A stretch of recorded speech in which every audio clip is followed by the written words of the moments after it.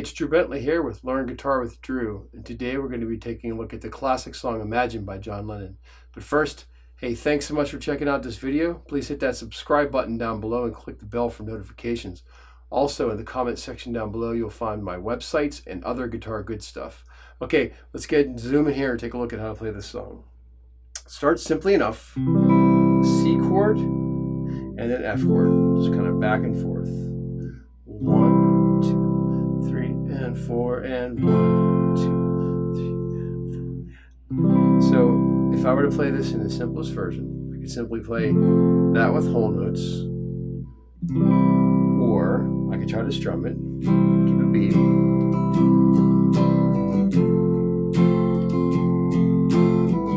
So this is the verse of the song, just strumming. Now, the next step would be to try to use our pick and strum some single notes out of the chords. Like that. So this is kind of where the hook of the song is.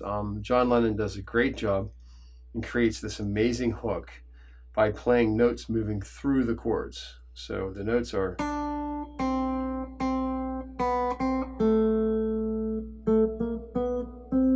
So it's very actually George Harrison-esque what he's doing here. This is the add 9 of the C chord. C, C, that's the root.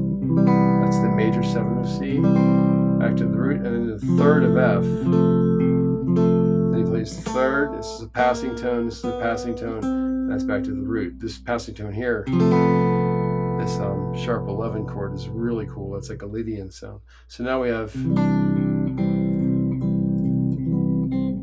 So what we're going to do here with our second level of complication is just, well, making it a little bit harder, is to strum up to that note and then play the bass note. So the pattern is strum, bass, strum, bass, strum, bass, like this. Switch to F. And this time the string grouping we're going to play is just 5, 4, 3. Bass, strum, bass, note, note, note. So it sounds like this slowly.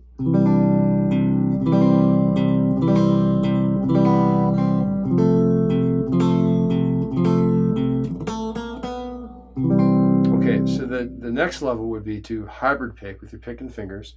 You can assign your middle finger to the D string, ring finger to the G string, your pinky to the B string, and you're going to play notes with your pick and fingers together. To me, this sounds much more like a piano because all the notes are happening together. We're not strumming. We're not doing a strum, which is like an arpeggio. We're playing a piano sort of technique.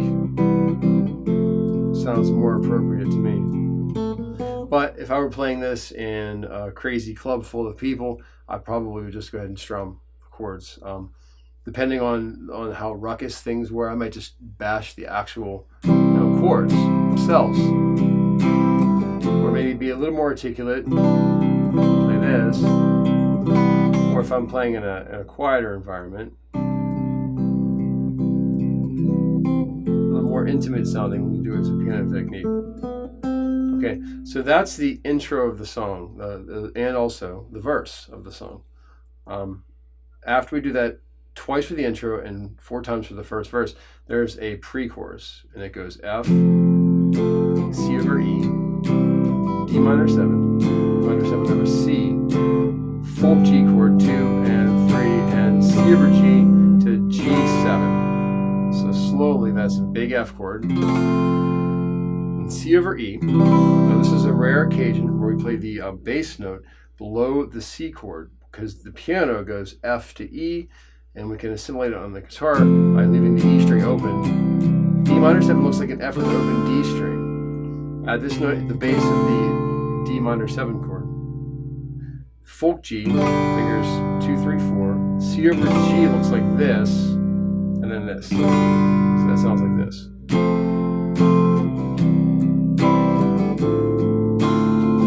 And 4, 1 and 2 and 3 and 4 and 1, 2, 3 and 4. Do it again slowly. 1, 2, 3 and 4. 1 and 2 and 3 and 4.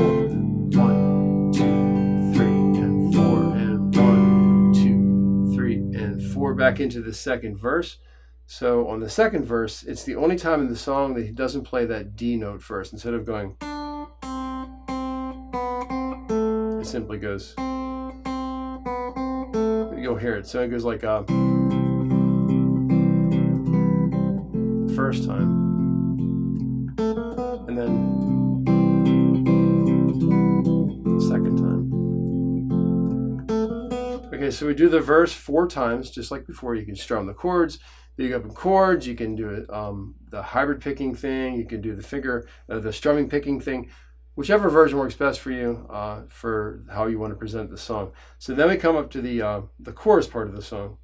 And the chorus part of the song goes F, G, C, E7.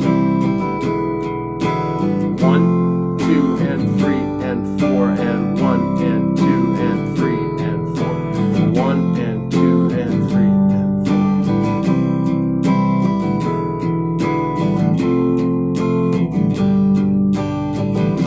4. So there's a moving line that happens during the chorus part also.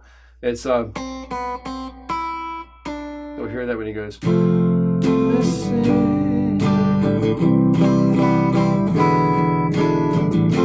but I'm not the only one. So you can play that if you want to, or kind of skip that as well. But that looks like this: F, 2, and 3, and 4, and the notes are. So it's C is the root, major 7 back to C again, and then E is the root of the E chord, and then D is the flat 7, which makes it a dominant 7 chord. So slowly it looks like this. So you don't have to put that in there, but it certainly gives the song more of a hook and more flavor, and sounds more like you're playing the piano with all that stuff going on. So that's the chorus. So we have the verse, the intro twice, you have the verse, pre-chorus, chorus, and then there's a walk up here. It goes boom, boom, boom, boom, which is sol, la, ti, do. Back into the C chord. So we can do that 2 ways. We can strum and pick if we're doing strum bass, or we can hybrid pick it as well. So we could go, or like, hybrid pick it as well. Or you could just simply, or you could just kind of not play it at all. Either way, that walks back up into the third verse, which is 4 times through the third verse. We have another pre-chorus, another chorus, and then the song ends. So that's the arrangement of the song. Let's go ahead and play through the parts again slowly. Take a look how it goes with the intro twice, which is.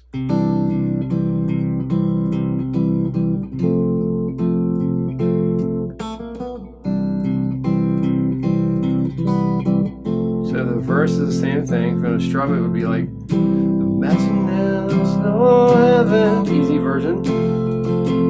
You could do strumming picking version, strum bass. So it'd be like.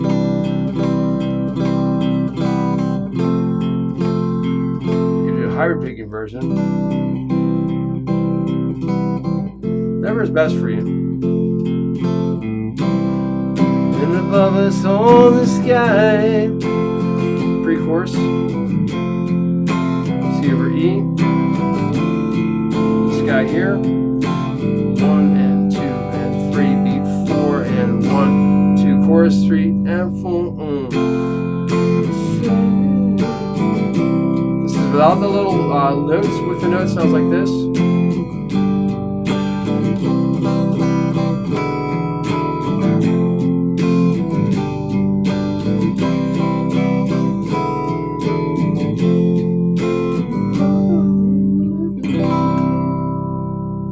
Okay, so that's Imagine by John Lennon. Hope you enjoyed the video today. Please leave a comment in the comment section down below if you have any questions or anything you'd like me to cover on this channel, topics, songs, that sort of thing. I'd love to hear from you. And as always, I can't wait to see you at the next lesson.